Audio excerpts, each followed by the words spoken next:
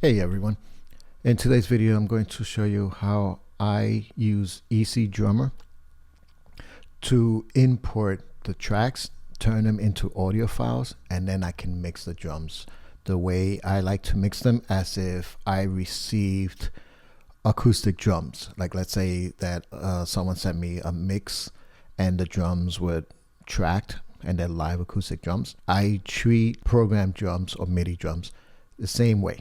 So I'm going to show you how to do that.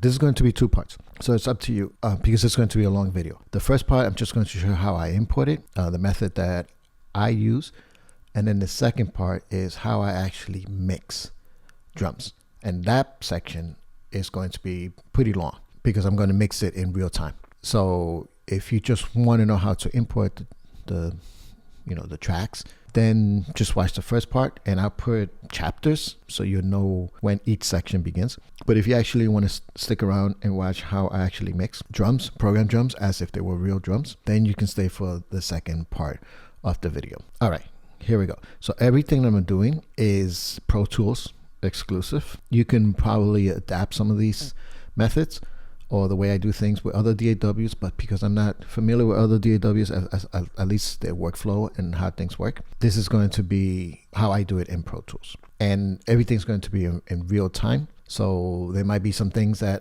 either I'll miss, or there may be better ways of doing certain things. And if there are, then leave a comment in below. And because I want to, again, these videos is to add value to you and to everyone watching. And if you found different ways or better way or a faster way, a more efficient way, because that's really what we want. We want to be more efficient as engineers. We want to be able to get to where we want to as quickly as possible. So if you find other efficient ways, but that has to be the right way, then just comment below. I appreciate it. All right, here we go. So first thing I'm going to do is I'm going to just create an instrument track. Let me do that first. And I'm just going to call this EZdrummer 3. All right, now I'm going to go ahead and find it. And now we're just going to find very quickly, just a basic groove. And we'll leave it at 120, that's fine. Let's do something like let's do a rock, standard, straight, and rock radium. Let's take a listen at this one. Good enough for me. Okay, let's put it on 3.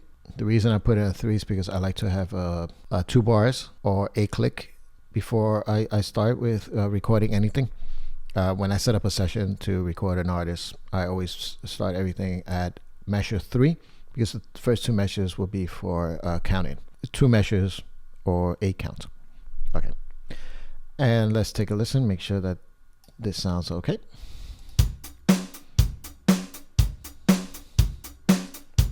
All right, sounds good. Let's see if we can find, like, maybe it says verse. Let's see if we can find like a chorus on this. Okay. And EZdrummer, I use it, but I'm not really like an expert on it and well versed. So I'm sure you guys out there are better at this. So let's see, let's take a listen. These are all okay. These are not. Let's see if we look for chorus. There we go. And let's see if we can match where it said like rock or something like that. Here goes rock radio 1 talk chorus. It's probably the hat's going to be open, or there's going to be more symbol information here. You hear the ride there. All right, so let's put this here. There, verse and chorus. All right, so let's say I'm happy with this, and now I want to bounce this. Okay, so the way I found how to do this, there might be other ways, but the way I feel that you capture, let's say, the closest to a real drum is the way I'm going to do it. Next, let's go over here. This doesn't matter what kind of kit you're using. You want to try to use something that that sounds good and the most real as possible. and I'm going to click original mix because this right now is processed. So if I go to my mixer here, see, it's processed. There's some bleed going on. There's probably some saturation going on over here. And I don't want that because I'm going to do the mix myself. So I want to just capture the pure, like if the mics were, you know, on the shells and on the cymbals and I'm having room mics. So I want to get rid of this. So I'm going to go to original mix, and there. Now I have my original mix. Everything is zeroed out. As you can see, everything is zeroed out. So now let's see what I want, because right now the outs are 1 and 2, your 2 bus.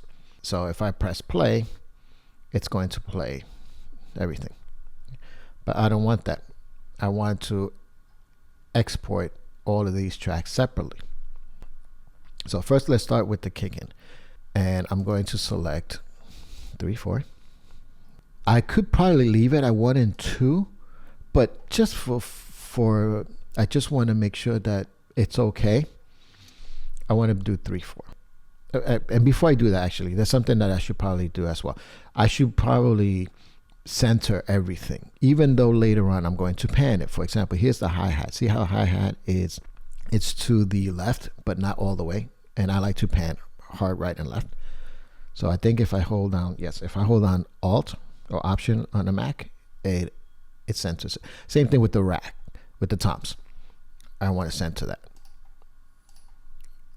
Same thing with the ride, any mono track. Overheads, I want stereo. Room mics, which is ambience, they call it ambience here, but there's a room mic, stereo. Crunch, I don't know what that is. I'm not going to use it. And I'm not using any of this stuff.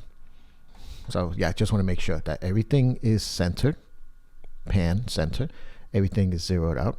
All right, and now we start. So kick in, out 3/4. I don't use kick out, and I don't use the kicks up. So I don't even worry. If you do, when you're mixing, cool. Then you have to just go ahead and select a different stereo out. But I don't use it. So 3/4 snare top I do. Snare bottom. Hat. And then my toms. Okay, they are. This kit has 5 toms. Personally, that's a lot. I think maybe once I tracked a drummer with five toms. Usually it's 2 racks and a floor tom, or sometimes just 1 rack and a floor tom, or 2 racks and 2 floor toms. Very rarely have I mic'd 2 floor toms, but I have in the past, but never. I think once I did 5. And what ends up happening, like let's say this rack, if this is drummer's perspective, is from left to right. So this one will be the left rack tom, all the way on the left. And I think I mic'd 5 toms, and this wasn't used at all. And I think this one was used like once for 1 hit. So go figure. Anyway, so I don't want to mute, or not mute, but I don't want to, track all of this. So what I would do is, let's look at the grid editor and see if there are any actual tom hits. And let's see. So my toms are right here. All right. So let's see if there are any hits in this case. Probably not. Oh, here goes. Floor tom 1. There are 2 hits. All right. So I'm definitely going to need that. Oh, and floor tom 2. So that's it. So just the 2 floor toms. So there aren't any rack toms in this track. No rack toms. So then I don't have to worry about it. So just floor 1 and 2, and we were at 9 and 10. So this is 11 and 12, 13, 14. Okay. All right. Now we get to the ride. The ride is 15, 16. Okay. Overheads 17, 18. I don't use this overhead kit. This is this is probably spot mics here, and then these are like maybe like rooms or actual overheads, like they're far away from the cymbals. These are probably maybe like what, 6 inches from, and this is how when I mic up drums, I would spot mic my cymbals. So here I'm going to assume that the overhead kit and the ambience, I'm just going to use the ambience or the room mic. So we're at 17, 18, 19, 20. I'm not going to worry about mono because when I'm tracking, I don't even mic up mono room mics. I just do stereo room mics, a pair. Crunch, I don't know what that is, and I'll add my own crush and my own parallel compression, which I'm guessing maybe that's what this is. I don't know, but I'm not gonna. And then there are no one shots. I'm not dealing with that. And I think that's it. All right, so everything now is routed. Okay, so next, now, before, what I used to do is I used to create a track. I'm gonna do one real quick. I'm just gonna do the kick. What I used to do, let me just move this over here. What I used to do is I used to create a mono track. Okay, I'm gonna call this kick in, right? And then what I would do is I would go to my plugin, my EZdrummer, and then I see what this is, 3/4, right? So as you can see, and this is a mono track. I don't want my kick to be stereo. So here you're going to see 3 and 4, right? This EZdrummer 3 is confusing. 3 and 4 left and right, right? But because this is mono, I'm just going to stick with left. And then just to be on the safe side, I really don't know if this makes a difference or not, but just for my, for me to, you know, just for my own sanity, let's just say, I would pan this all the way to the left, right? Okay. And then what I would do is I would arm this, right? And then I would play the track and it should record the kick.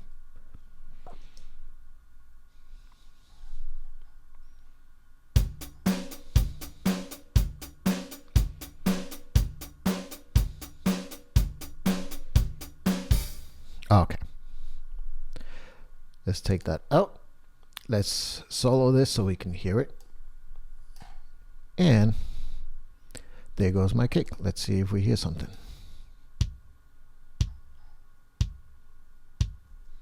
Yep. Awesome.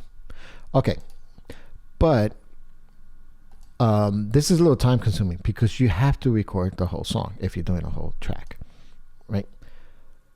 So EZdrummer has a export song as audio files, right? So I'm going to leave this kick in and let's use this feature. Okay. All right. And now what do I want here? I'm going to remove this because I don't want this, but I'm going to leave. See, it only lists the outs that I assigned. So you don't see a kick out, you don't see a kick sub, you don't see any of the rag toms, and you don't see anything else. So perfect, this is what I want. All right, so I'm just gonna leave everything checked off like this. Sound quality, I wanna make it 24-bit. Okay. And then the file name prefix, let's call this export EZdrummer tracks. All right. I'm going to hit export. It's going to ask me where I want it. Okay. And for the sake of this tutorial, let's just put it on the desktop. I'm going to create a folder. It probably creates a folder, but let's call this EZdrummer test. And I'm going to put here erase because after the video is over, I'm going to go back here and erase it. Let's click create. Let's open. And it starts exporting. The same way you bounce something in Pro Tools.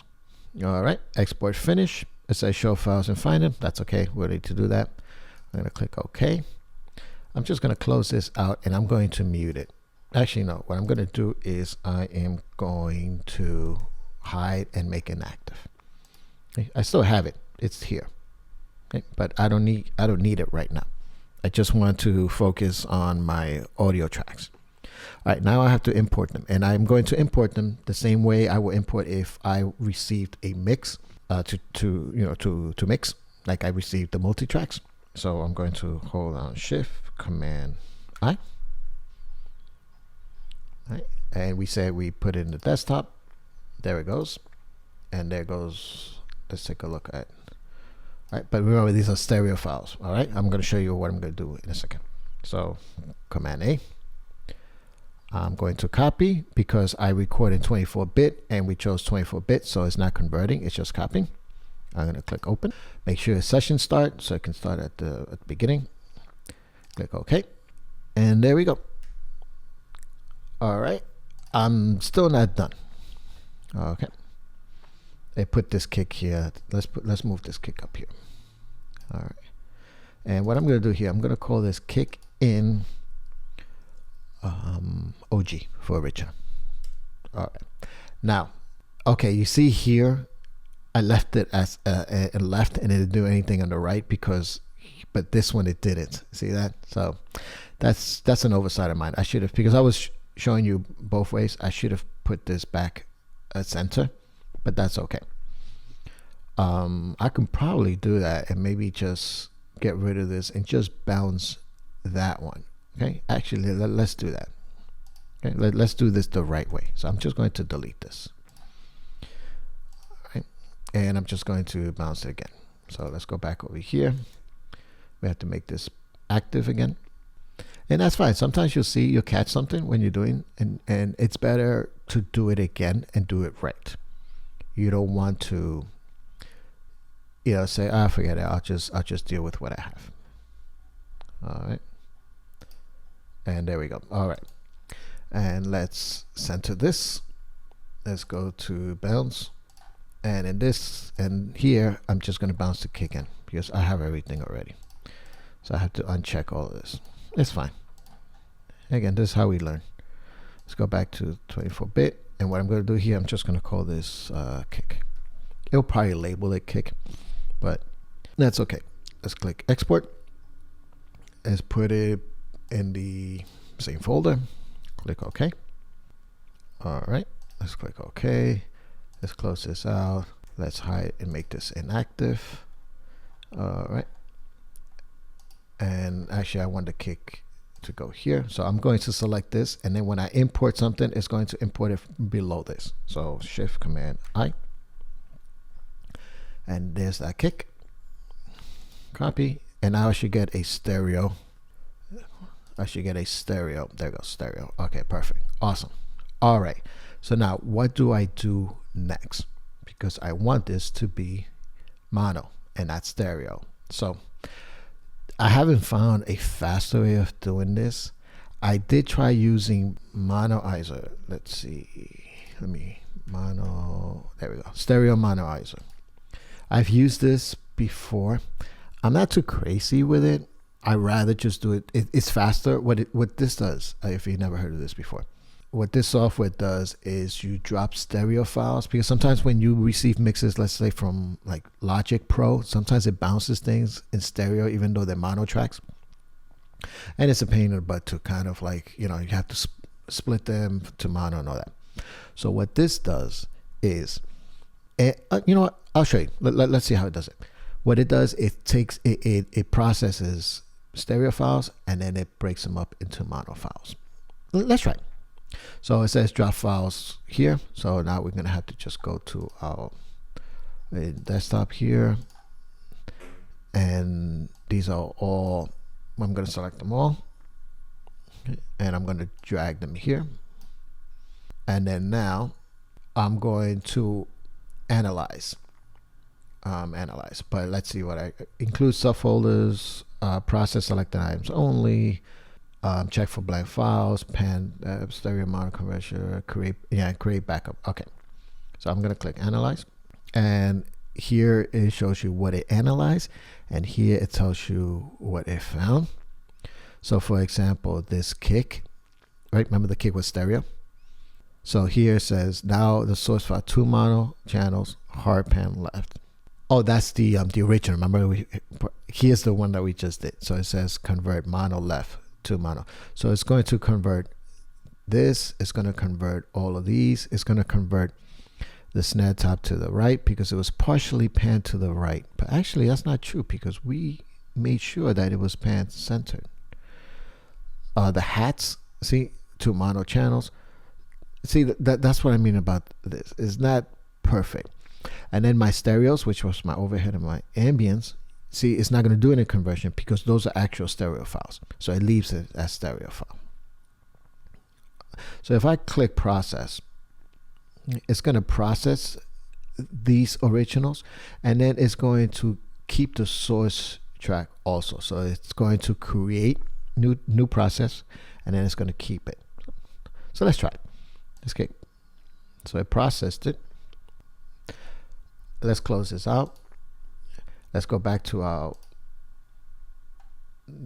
desktop, EZdrummer, and there it goes. Okay, so now this folder that says source files, now this folder is my original. It's what I exported out of EZdrummer, and these now are my process.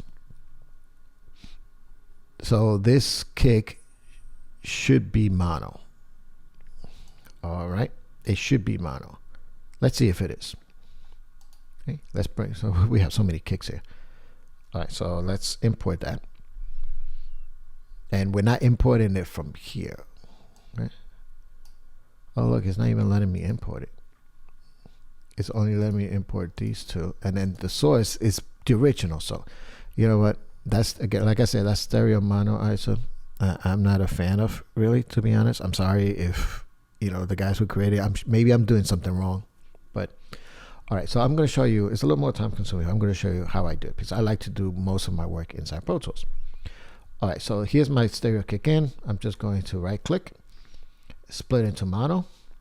So now I have 2 mono files, and then I'm going to select one. It doesn't matter the left or right, but I'm going to select these two, and then I am going to delete. And now I have my mono, but you see how it's pan left? So I just gotta pan it center. Okay, we're going to compare these two in a few minutes to see the difference because already we can tell there is a difference. This one I recorded, right? And this one I bounced. And you can see the volume drop in this. Okay, so this one's a little bit louder, but I'm gonna show you how I fix that later. All right, so now I'm gonna go through each one, and I'm not gonna bore you with the process of it. I'll just cut and edit the video here. But I'm going to now clean all this up. I'm going to do the same process. Right click, split to mono, select both, right click, delete, click OK, and pan. All right, so I'm going to do that to all of them.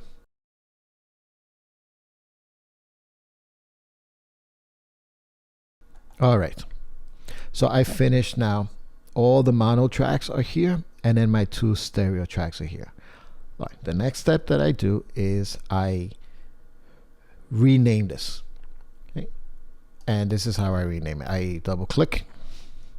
I call this kick in. And then instead of hitting enter or return on the keyboard, I hold on command and hit return. And that takes me to the next one. This is my snare top. Hold on command enter. That's my snare bottom. This is my hat. My floor tom. So I'm going to call this T1. T2, ride, overhead, and ambience is my room mic. All right, so now it's beginning to look more like how I set up real drums. Okay? But I'm not done yet. Next, I like to gain all of this. And the way I gain, I do it really quickly and I eyeball it. Again, I use Pro Tools, been using Pro Tools for years. I know where certain things sounds. I always want something to be hitting the yellow. I always say the yellow is the new red. Red in analog world was good. If it was kissing or touching the red, it was good because it was adding some little analog clipping or like a little bit of distortion. But then again, analog distortion was good, especially if you had a good console, right? Like a Neve or an SSL. So if you're pushing the preamps on it and it was hitting red, like on the meters, that was good. If that's what you were going for. But in the digital world, red is bad because that's digital distortion, and digital distortion is terrible. You don't want that. So what people say is that yellow is the new red. So if it's hitting yellow, that's good. You're not adding clipping or additional distortion, but that is a good method of seeing that you're getting healthy levels. Again, that's a side thing. I tend to do that in these videos. Not a rant, but I tend to just, if I can present something or why I'm doing something right there and explain it for you, then I will. And I hope that, you know, that's helpful, or, you know, you can see what I'm trying to explain. So for example, I'll stay on that topic real quick. If I hit play, I want you to look at the meters here.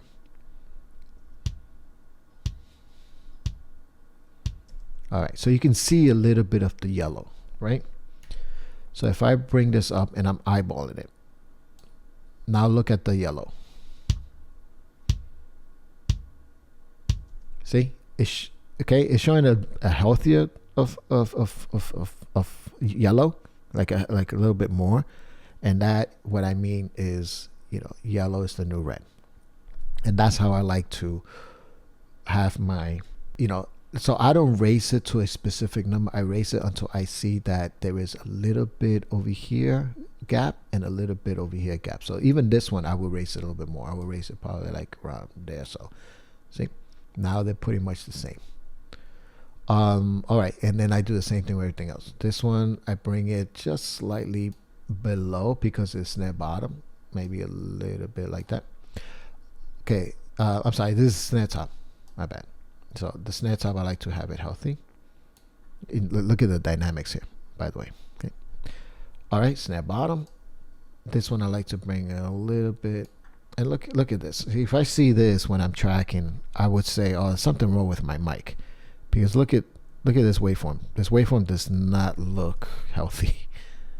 Okay, so I would, if you know, and when I'm tracking drums and I'm adjusting mics and I'm adjusting levels, I would hit record while I'm adjusting and listening, and also looking, because visually it does help as well. So I know that there's something wrong, but I'll probably hear it right away.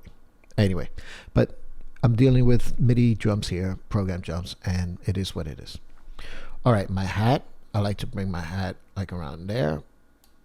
My toms, I like healthy toms, so about there. My ride, same thing, like maybe there. And look, I'm doing almost 20 dB here, which at first you're like, oh, that's crazy, but this is how I like to see my wave files when I'm mixing. All right, my stereo, I try to bring them there, and then over here, my room, the same thing. Okay, now remember, everything is zeroed out.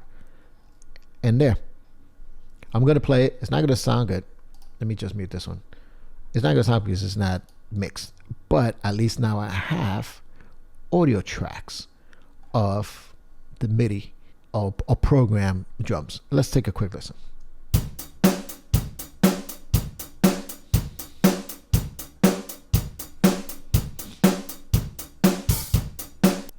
Okay, I mean, it's not bad, but now I can mix it.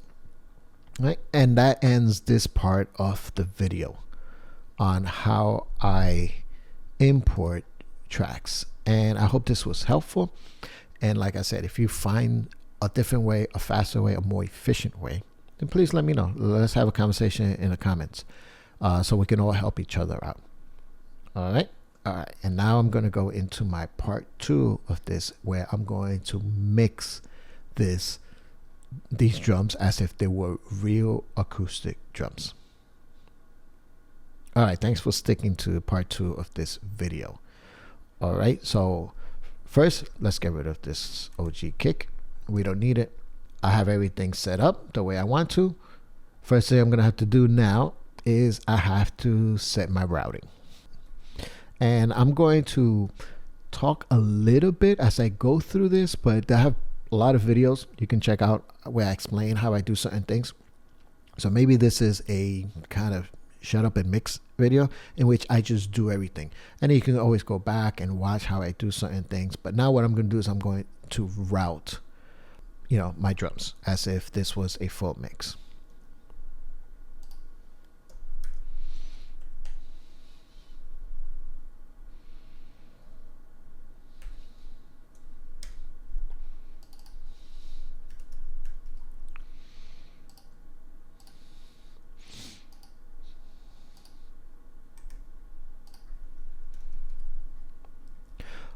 I just created a stereo audio track right here. Okay, I solo saved it and I put it input monitoring because I print my mixes, and this is how I mix. So I have a video, and I'll put the link description below if you want to check out that video on how I print my mixes instead of bouncing it.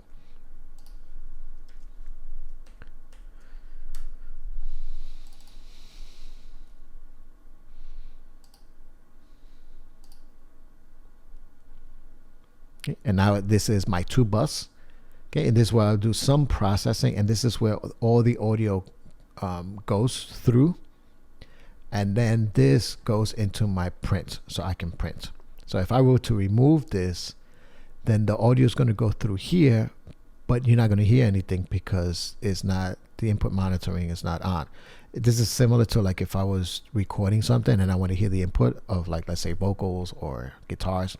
You have to input monitor and also record enable when you're ready to record. That's how I print my mixes.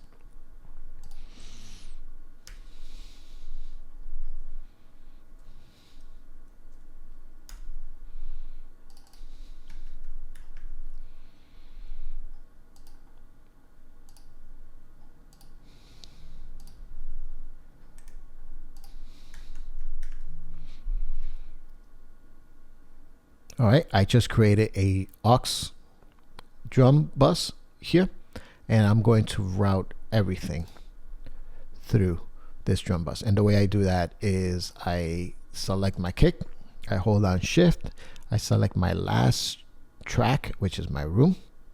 Then I go to my out, I hold on option shift, and while I'm holding down option shift, I click, and then I go to my drum bus. And now all my tracks are routed to the drum bus. All right, and let's test it. I should get audio because I am, I have this in input monitor. And if I were to turn this off, I will hear no audio, even though I'm going to see the meters bouncing around.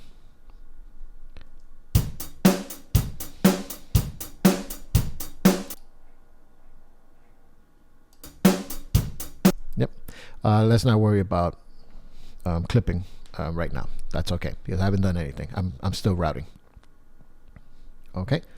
And everything is routed. Let's just do a quick panning the way I like to have my pans. I like to have my hat before my overhead and my ride after my overhead. Okay, and then my tom, even though these were 2 floor toms, this one is probably maybe there, and this one is probably like around there. Okay, yeah, but I'll listen to the overheads later and see if the panning is correct, and I'll show you that a little bit later. But I'm still working on my routing. Yep, I think I'm pretty much done here. All right, there's one last thing that I do. I zero everything out, or at least my audio tracks, and I am ready to mix. Okay, so let's loop a section. Okay, let's loop this section right here.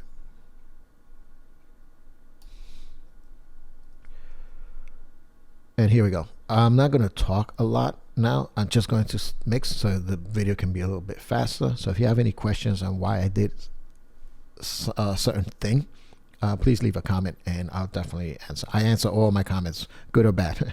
I answer them all. And I do get a few bad ones.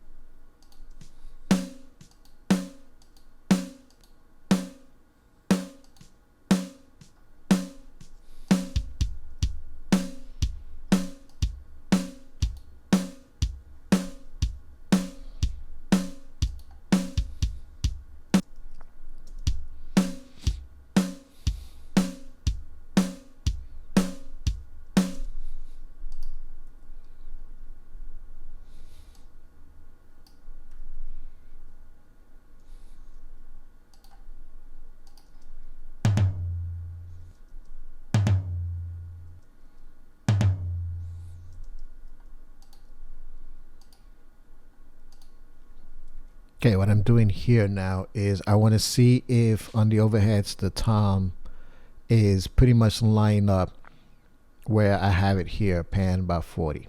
So I'm going to listen, and then I'm going to add it and see if there's a like a shift or a difference.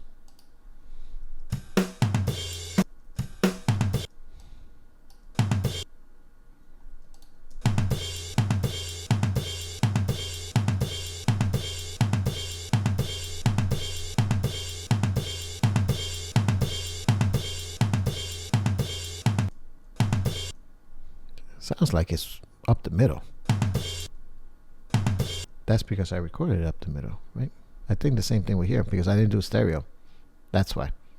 But here I should be able to hear it. You know, I don't. I mean, it sounds like it's up the middle. Let's listen again.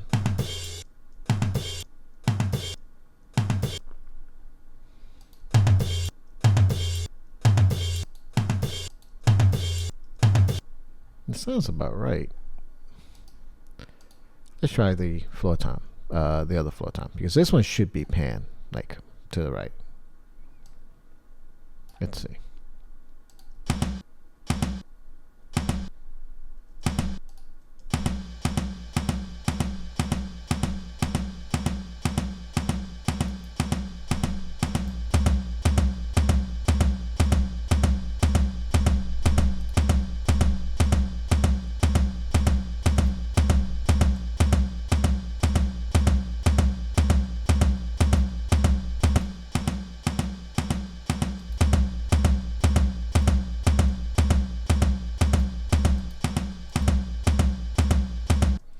All right. Since I have the overheads low in my mix anyway, it shouldn't matter. But if there's someone out there that can, maybe I bounce something wrong with EZdrummer or something, but I usually, when I get real drum mixers, I can hear on the overheads where the toms are, especially if they do a full row, and then I can like level match it a little bit better. But for here, I'm just having a hard time. So I'll just pan it the way I usually do. So this one I'll probably bring a little bit more here, and this one. All right, but yeah, but that'll be something that we can maybe discuss in the comment section. All right, let me continue mixing here.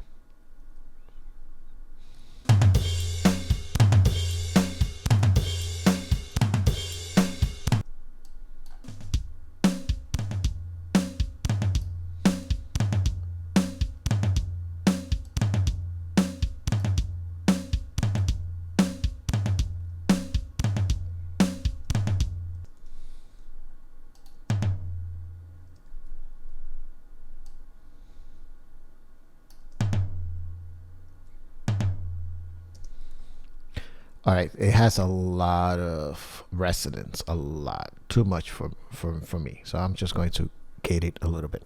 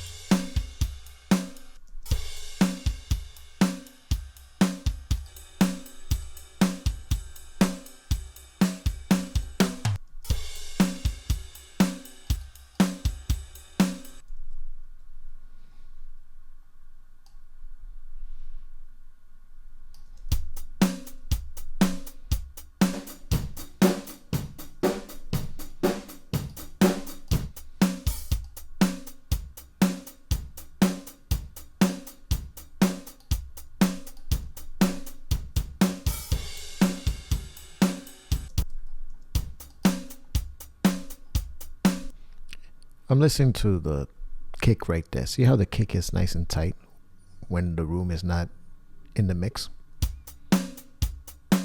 And then when the room is in, it sounds more like a basketball, or like there's more resonance. You hear that? So I want to be able to tame that. So I'm going to work on that.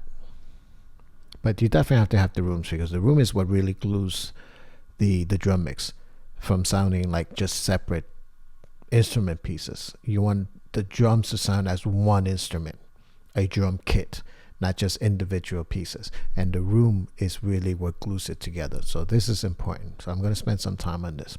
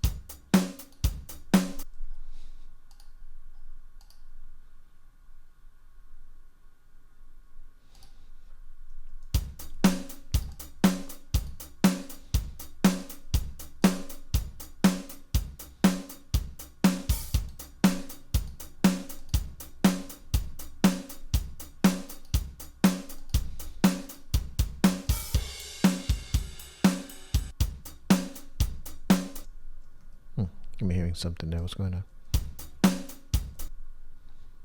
Sounds like distortion. Wonder where that come from. Let's figure it out. Could be my computer. I may have to reboot it. Let's see.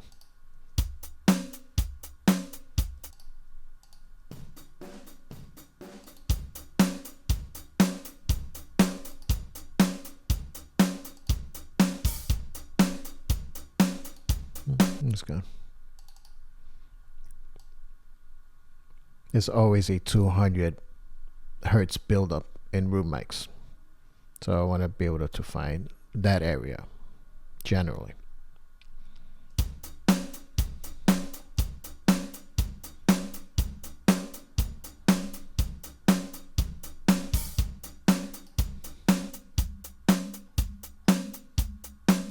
Right there.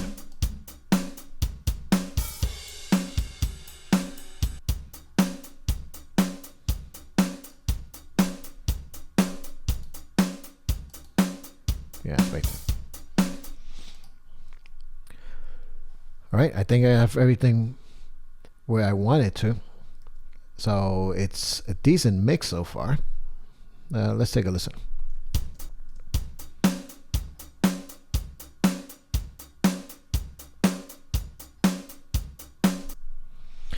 All right, let's compare it to the EZdrummer. Let's bring that back in.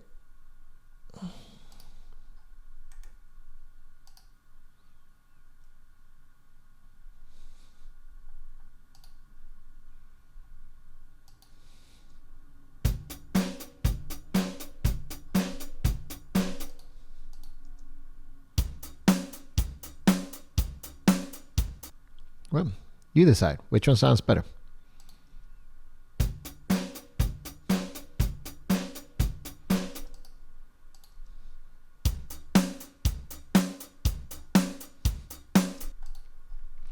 Okay, let's hide and make inactive, because we're not done yet. We are not done yet. Now that I have everything nice and mixed, now I'm going to start bringing in some samples and some parallel compression, and really make this thing come alive. All right.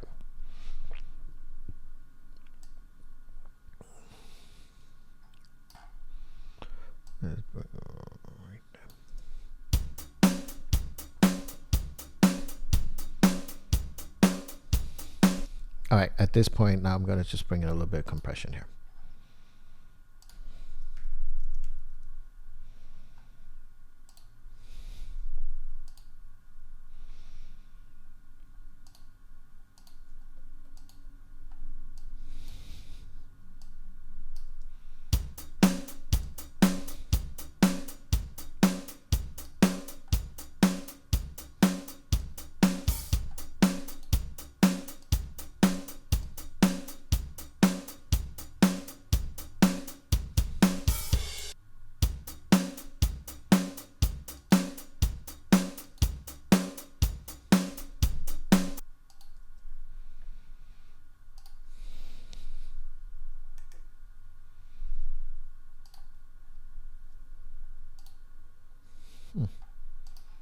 before I do that, I'm just going to group them.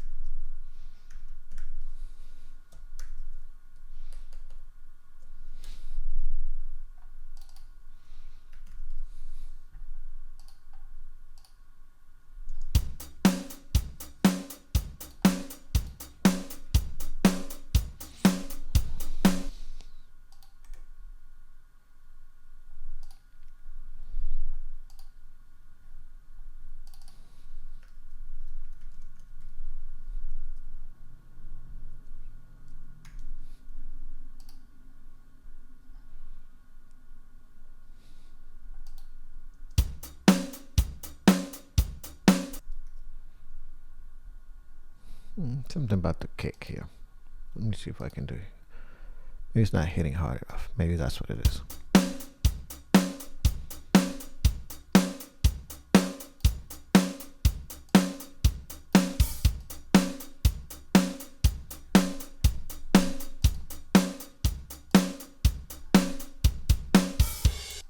All right, let's keep that. Let's go back to the snare.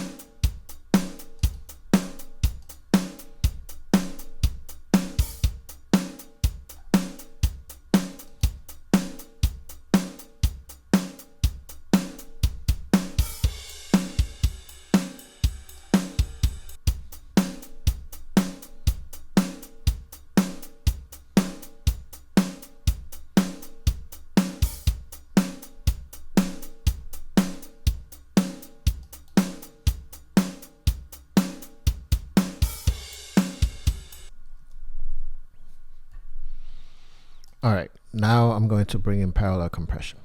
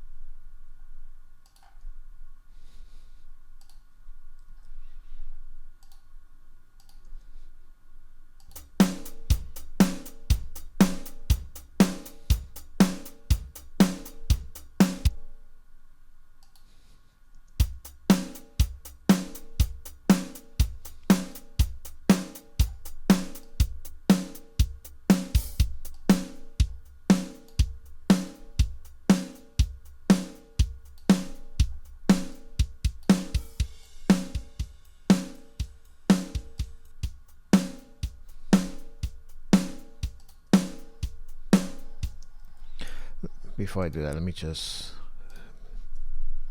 add a fader here.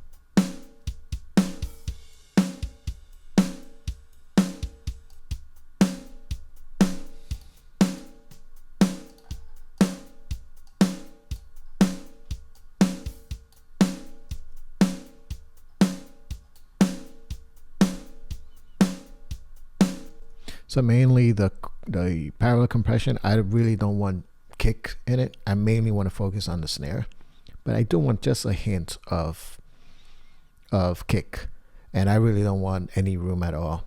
I mean, I can just delete it, but I just mute it, and then I lowered the cymbals a lot. So what you're hearing right now is a quick mix of the crush, and all I really want to hear is the snare.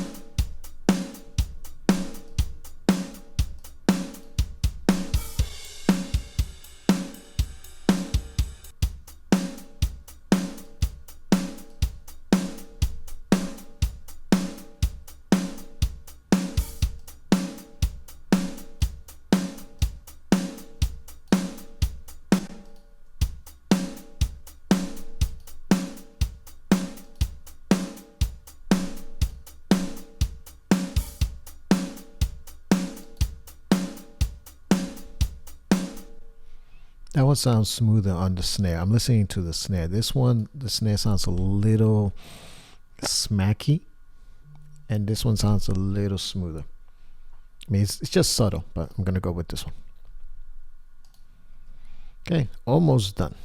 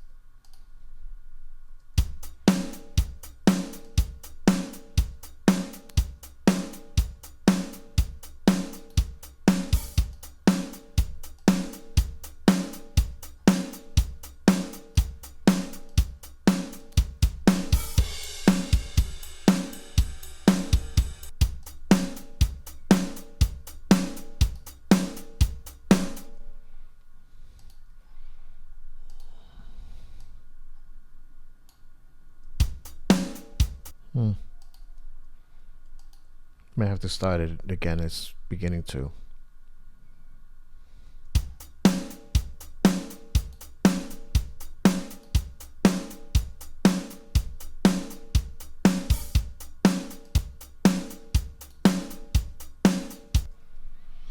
All right, I think I got it.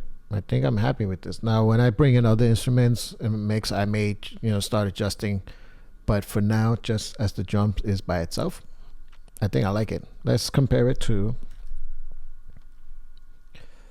the EZdrummer. Let's do a quick before and after.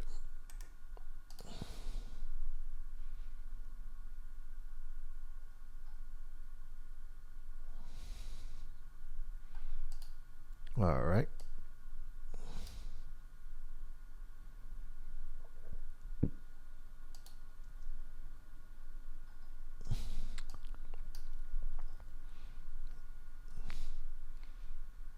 Start right here, so I can both start. Let's listen to this.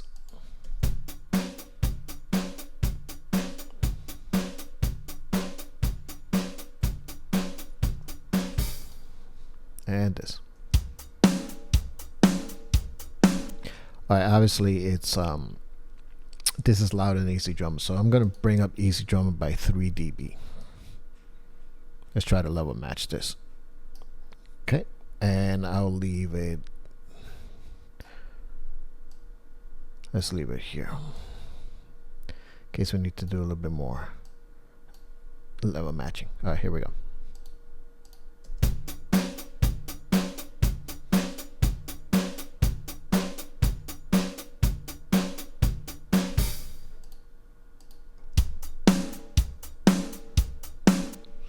Let's bring it up a little bit more.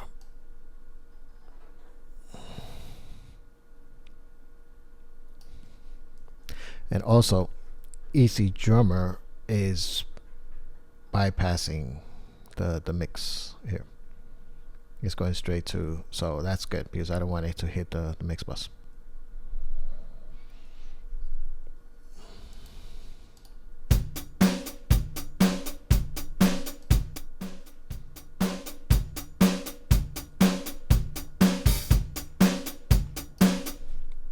Trying to listen to the snare. I'm trying to balance the snare.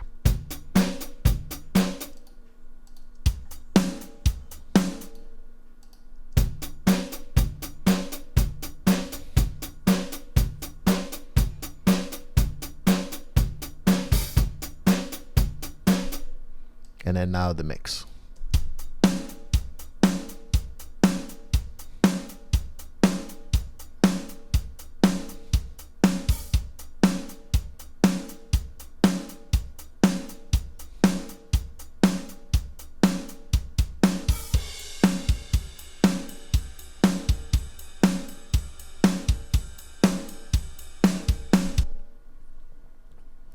Okay, and then there you go.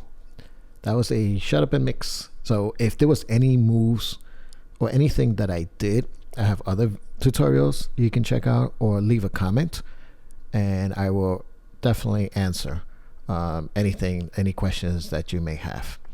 I really hope you enjoyed this video. I hope I provided value and good content. Please like and subscribe. It really helps with the channel. And until next time, happy mixing.